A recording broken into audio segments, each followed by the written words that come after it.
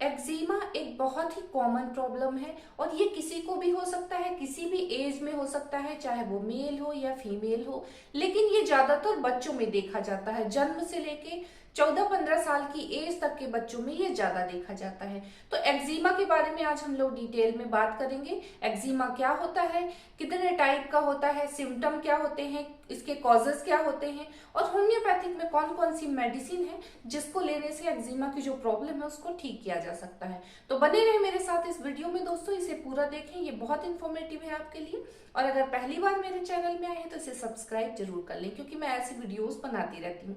तो चलिए शुरू करते हैं दोस्तों। मैं डॉक्टर कामनी आपका बहुत बहुत स्वागत करती हूँ। एक्जिमा दोस्तों बहुत ही कॉमन प्रॉब्लम है स्किन की। इसकी जब शुरुआत होती है तो स्किन में हल्के रेड कलर के पैचेस बन जाते हैं और उसमें खुजली शुरू हो जाती है दोस्तों, ईचिंग बहुत ज्यादा होती है और वो ईचिंग धीरे धीरे समय के साथ बढ़ती जाती है। एक्जिमा में दोस्तों जो ईचिंग होती है वो ज्यादातर रात में होती है।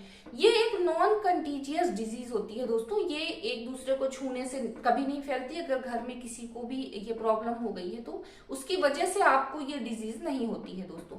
ये वैसे तो बॉडी के किसी भी पार्ट में हो सकता है एक्जिमा की प्रॉब्लम, लेकिन ये ज्यादातर फेस के एरिया में, सिर के एरिया में, कान का जो पीछे वाला एरिया होता है उन जगहों पे या नीज में, ऐसी जगहों पे ये ज्यादा देखा जाता है दोस्तों। और ये ज्यादातर बच्चों में देखा जाता है, जन्म से लेके 14-15 साल की एज तक के बच्चों में ये ज्यादा देखा जाता है। होने को ये बड़ों को भी हो जाता है, किसी को भी, मेल हो या फीमेल हो, ये किसी को भी हो सकता है, लेकिन ये ज्यादातर बच्चों में देखा जाता है।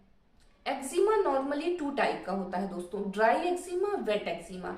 ड्राई एक्जिमा जो होता है दोस्तों, इसकी शुरुआत में भी जैसा कि मैंने आपको बताया कि रेड कलर के पैचेस हो जाते हैं स्किन में, जिस एरिया में एक्जिमा हो रहा होता है, और वहां पे ईचिंग शुरू हो जाती है। वो ईचिंग धीरे धीरे बढ़ती जाती है और उस एरिया में जहां पे एक्जिमा हुआ है वो बहुत ही ज्यादा ड्राई हो जाता है, क्रेकी हो जाता है, ब्लैकिश कलर का हो जाता है और बहुत ज्यादा सीवियर ईचिंग होती है उसमें दोस्तों। कई बार लोग खुजाते खुजाते वहां की अगर स्किन निकल गई तो वहां से नीचे से ब्लड भी आ जाता है, तो इसे हम ड्राई एक्जिमा कहते हैं। जो वेट एक्जिमा होता है दोस्तों, उसमें भी स्टार्टिंग ऐसे ही होती है, हल्के रेड कलर के पैचेस बन जाएंगे वहां पे और उस एरिया में खुजली होगी बहुत ज्यादा और ड्राई नहीं हो पाती वो स्किन, वहां पे इतनी ज्यादा ड्राई नहीं होती है, लेकिन हल्की हल्की फुंसियां छोटी छोटी उसमें हो जाती हैं दोस्तों। और वो वहां से हल्का चिपचिपा सा पदार्थ पानी जैसा हमेशा निकलता रहता है दोस्तों। और वो जो पदार्थ होता है चिपचिपा सा, उसमें से स्मेल बहुत ज्यादा आती है दोस्तों, तो वो होता है वेट एक्जिमा। इसके सिम्टम के बारे में जानते हैं। बहुत ही आसानी से आप पहचान सकते हैं कि आपको एक्जिमा की प्रॉब्लम हुई है।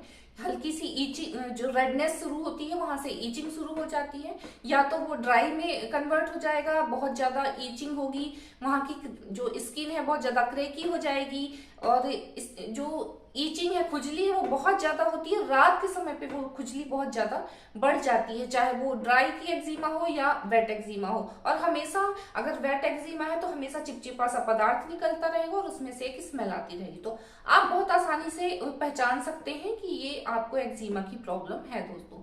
अब इसके कारणों के बारे में जानते हैं दोस्तों। तो इसके कारण का अभी तक ऐसा कुछ पता नहीं चल पाया है कि किस कारण से होता है, लेकिन ज्यादातर केसेस को देखने के बाद ये समझ में आता है कि अगर किसी की फैमिली हिस्ट्री में किसी को अगर एक्जिमा की प्रॉब्लम रही है तो उसको होने के चांसेस ज्यादा देखे जाते हैं दोस्तों। इसके अलावा एलर्जी एक बहुत बड़ा रीजन होता है, बहुत बड़ा कारण माना जा सकता है दोस्तों। कई बार लोगों को कुछ ऐसे एटमॉस्फेयर में काम करते हैं जहाँ पे बहुत ज्यादा बैक्टीरिया या फंगल इन्फेक्शन या वायरस बहुत ज्यादा एटमॉस्फेयर में है, अगर उस जगह पे कोई रह रहा है तो उसको होने के चांसेस ज्यादा देखे जाते हैं। या फिर कुछ लोगों को फूड की एलर्जी हो जाती है, कोई ऐसे नट्स या कोई ऐसा खाने का आइटम होता है जिसको लेने से उसकी स्किन में रैसेस या खुजली होती है और वो फिर धीरे धीरे आगे चल के एक्जिमा में कन्वर्ट हो जाता है। या कुछ लोगों को कपड़ों की एलर्जी होती है, अगर वो नए कपड़े लाए हैं और बिना धुला कपड़ा अगर किसी ने पहन लिया है तो उसको भी जो एक्जिमा की प्रॉब्लम है, रैसेस की या खुजली की, शुरू हो जाती है दोस्तों। तो ये कुछ एलर्जी के, इसके अलावा दोस्तों कुछ लोग केमिकल फैक्ट्रीज में या कुछ ऐसी जगहों पे काम करते हैं जो पेंट वगैरह का काम होता है, तो उसकी वजह से भी स्किन में एलर्जी, ईचिंग और ये सारी प्रॉब्लम शुरू हो जाती है और धीरे धीरे वो एक्जिमा में कन्वर्ट हो जाता है। तो ये कुछ एलर्जी की कारण भी देखा जाता है कि एक्जिमा की प्रॉब्लम हुई है दोस्तों। इसके अलावा स्ट्रेस एक कारण हो सकता है। स्ट्रेस जो है दोस्तों वो कारण तो नहीं कह सकते, लेकिन हाँ अगर कोई भी स्किन की या कोई भी डिजीज आपको है या कोई भी प्रॉब्लम हो रही है दोस्तों, तो अगर वो इतनी छोटी सी है प्रॉब्लम और अगर आप ज्यादा स्ट्रेस लेते हैं तो उसको वो बड़ा बना देती है, बहुत ज्यादा बड़ा बना देती है। तो आप स्ट्रेस एक रीजन मान सकते हैं कि इसकी वजह से भी जो आपकी प्रॉब्लम है वो बहुत ज्यादा बढ़ जाती है दोस्तों। आपकी इम्यूनिटी बहुत ज्यादा डिपेंड करती है। अगर आपकी इम्यूनिटी वीक है बहुत ज्यादा, तो उसकी वजह से भी आपको स्किन की जो प्रॉब्लम है, वो स्किन के जो डिजीज है वो होने के चांसेस ज्यादा बढ़ जाते हैं। तो ये तो उसके कुछ कारण होते हैं दोस्तों। चलिए कुछ होम्योपैथिक मेडिसिन के बारे में जान लेते हैं और साथ में उसके की सिम्टम जानेंगे कि अगर ये सिम्टम मैच करता है आपके साथ में तो आप वो मेडिसिन ले सकते हैं दोस्तों। आपको जो एक्जिमा की प्रॉब्लम है उसमें बहुत आराम मिल सकता है। और होम्योपैथिक में दोस्तों एक्जिमा की बहुत अच्छा ट्रीटमेंट है। अगर आपको एक्जिमा, क्योंकि एक्जिमा इतनी आसानी से आपका साथ नहीं छोड़ता है दोस्तों। अगर वो एक बार आपको हो गया है, अगर कई बार लोग कुछ भी ऑइंटमेंट लगाते हैं या कुछ दवाइयां लेते हैं तो वो कुछ दिनों के लिए दब जाता है, उसके बाद वो फिर से हो जाता है। तो अगर आप उसको जड़ से खत्म करना चाहते हैं तो आप होम्योपैथिक मेडिसिन जरूर लें, एक बार यूज करें, आपको एक्जिमा की प्रॉब्लम जड़ से खत्म हो जाएगी दोस्तों। तो चलिए मैं आपको कुछ होम्योपैथिक मेडिसिन के नाम बताती हूँ दोस्तों। सबसे पहली मेडिसिन है ग्रेफाइटिस। 200 पोटेंसी में ले सकते हैं दोस्तों। ग्रेफाइटिस भी स्किन के केस में, एक्जिमा के केस में बहुत अच्छा काम करती है। अगर जो एक्जिमा है वो वेट एक्जिमा है, अगर वो जो स्किन है वहां से चिपचिपा पदार्थ निकलता रहता है हर टाइम पे और उसमें से स्मेल आती रहती है दोस्तों, तो उस केस में आप ग्रेफाइटिस ले सकते हैं दोस्तों। साथ में जो पेशेंट है उसको कॉन्स्टिपेशन की भी दिक्कत होती हो, अगर उसको बहुत ज्यादा कॉन्स्टिपेशन हो, और अगर कोई महिला है जिसको ये एक्जिमा की प्रॉब्लम हुई है, उसके जो मेंसेस हैं दोस्तों बहुत ज्यादा लेट हो रहे हैं, उसके जो पीरियड है बहुत ज्यादा लेट आते हो, तो अगर ये सिम्टम मिलते हैं दोस्तों तो उस कंडीशन में आप ग्रेफाइटिस 200 पोटेंसी में ले सकते हैं। हफ्ते में एक बार लेना होता है दोस्तों इस दवाई को। इससे एक्जिमा की प्रॉब्लम में बहुत अच्छा रिलीफ मिल जाता है दोस्तों। दूसरी मेडिसिन है दोस्तों सल्फर। सल्फर को भी दोस्तों 200 पोटेंसी में ले सकते हैं। सल्फर दोस्तों ड्राई एक्जिमा में बहुत अच्छा काम करती है। अगर आपकी जो पूरी स्किन ही आपकी बहुत ज्यादा ड्राई है और जो एक्जिमा है वो भी ड्राई एक्जिमा हो गया है आपको, साथ में उसमें खुजली बहुत ज्यादा रहती है, रात में खुजली बहुत ज्यादा बढ़ जाती है, और जब भी आप नहाते हैं, नहा के आप आते हैं या पानी का कोई भी काम करते हैं, उसके बाद आपका जो सिम्टम होते हैं खुजली के वो बहुत ज्यादा बढ़ जाते हैं दोस्तों। तो उस कंडीशन में आप सल्फर ले सकते हैं दोस्तों 200 पोटेंसी में। इसको भी आप हफ्ते में एक डोज लेंगे दोस्तों तो आपको एक्जिमा की प्रॉब्लम में बहुत अच्छा रिलीफ मिलेगा। तीसरी दवा है दोस्तों सोराइनम। सोराइनम भी स्किन के केस में बहुत अच्छा काम करती है, खासकर एक्जिमा के केस में। अगर आप सोराइनम 200 पोटेंसी में लेते हैं दोस्तों, अगर खुजली बहुत ज्यादा होती है और इतनी ज्यादा खुजली होती है दोस्तों कि आप बिल्कुल खुजाते खुजाते उसमें उसकी पूरी स्किन जो है निकल जाती है और वहां से ब्लड आ जाता हो, इतनी ज्यादा खुजली बढ़ती हो दोस्तों। और वो जो एक्जिमा है दोस्तों वो ज्यादातर सिर के एरिया में या कान के पीछे वाले एरिया में अगर हुआ हो तो उस कंडीशन में दोस्तों आप ये दवा दें, उससे आपको बहुत अच्छा आराम मिलेगा। चौथी मेडिसिन है दोस्तों पेट्रोलियम। 200 पोटेंसी में ले सकते हैं दोस्तों, ये भी बहुत अच्छा काम करती है। ठंड के दिनों में अगर आपको एक्जिमा की प्रॉब्लम बहुत ज्यादा बढ़ जाती है, गर्मियों में या बरसात में इसके जो सिम्टम है वो बिल्कुल भी नहीं आते, लेकिन जब भी ठंड आती है तो ये बहुत ज्यादा इसके सिम्टम आ जाते हैं और ये ठंड के समय में ही इसका जो एक्जिमा है ये बढ़ता है। तो उस केस में दोस्तों आप पेट्रोलियम 200 पोटेंसी में लेंगे दोस्तों तो ये बहुत अच्छा काम करती है। पांचवी दवा है दोस्तों कॉफिया क्रूडा।